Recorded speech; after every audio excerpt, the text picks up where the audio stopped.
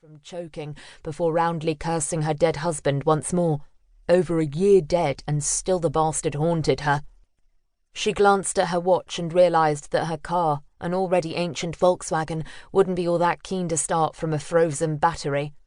So if she didn't want to be late for work, she'd better get cracking. She shoved the letter into her briefcase, but not away from her thoughts, and chugged down the last of the decaf. Could a charity really sue someone? Well, technically, of course. Hillary, as a detective inspector in the Thames Valley Police Force, knew only too well. Anybody could sue anybody for anything, provided they did it in civil court and didn't mind wasting their time, frying their nerves and keeping solicitors and court staff rolling in clover ad infinitum. But surely the news contained in her morning's letter was chancing your arm to the nth degree. She walked through the very narrow corridor towards the Mollerns' front door, shrugged into her padded parka, and thought yet more dire thoughts about Ronnie Greene. Her husband of 8 years had died in a car crash before she could divorce him, but although he was long and most definitely gone, he was certainly not forgotten. He'd made sure of that. Certain members of another police force, for instance, had been very interested in him, investigating allegations of corruption that had, only last month, been officially published and acknowledged. Ronnie Greene had been on the take in the most spectacular way. In fact, he'd been an active member of an animal parts smuggling operation that must have netted him mucho dinero. Current whereabouts of the ill-gotten gains, officially unknown.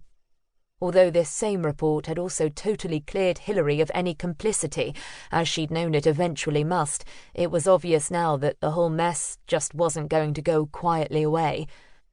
Hence this letter on behalf of the Endangered Species Animal Army. It sounded a bit iffy to her, a bit eco-warrior-ish. She'd looked them up on the computer when she got in. Strictly a no-no, but who the hell cared, and see what she could find on them. But even if they were on the up and up, it didn't mean to say that she considered they had the right to her house. For unless she'd suddenly lost the ability to read lawyer-speak correctly, that was exactly what the ESAA were planning to do, take her house away. According to their solicitor's letter, they were already petitioning the court to freeze any future sale of Ronnie's house until an agreement had been reached or the subsequently threatened court case had been settled. Their argument, as far as Hillary could make out, was simple. Ronnie Greene had made his money illegally out of animal suffering, so it was only right that all his assets should be sold and given to an endangered species charity in order to try and right the wrongs he'd done. All very commendable, she supposed, except for the fact that the bastards were trying to do her out of her house. Although Ronnie had all but forced her to move out of the smart semi on Kidlington's main road a few months before he died in the car crash, and had been energetically playing silly buggers with lawyers on his own account in order to try and chop her off at the knees in any divorce settlement, that house was still hers. Not that she'd ever wanted to move back in again. Too many memories. But she'd been paying the mortgage on it jointly up until she'd finally left the tow rag, and it was now, after probate, legally hers. All along, her dream had been to sell it and start afresh.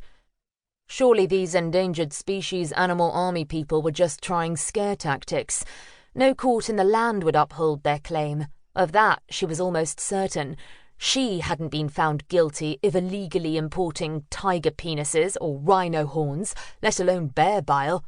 Still, they could take her to court in an attempt to win their claim, which meant hiring solicitors of her own to fight it. Expensive, very expensive, not to mention time-consuming. She couldn't see her superior, Superintendent Marcus Donlevy, for instance, being very sympathetic to one of his DIs having time off to fight a civil lawsuit, especially when it meant that all the publicity and furore that had surrounded Ronnie Greene was likely to be raked up all over again. "Shit," she muttered quietly, slamming the door behind her and ramming the padlock home. She leapt off the boat onto the towpath and set off. Still too angry to watch where she was going, she stepped onto a frozen puddle. Instantly, her foot shot out from under her and propelled her forwards. Her heart leapt into her mouth, and her startled squawk as she tried to keep her footing sounded out across the still air like a jackdaw with croup. She dropped her case and instinctively shot out her hand, breaking her fall and preventing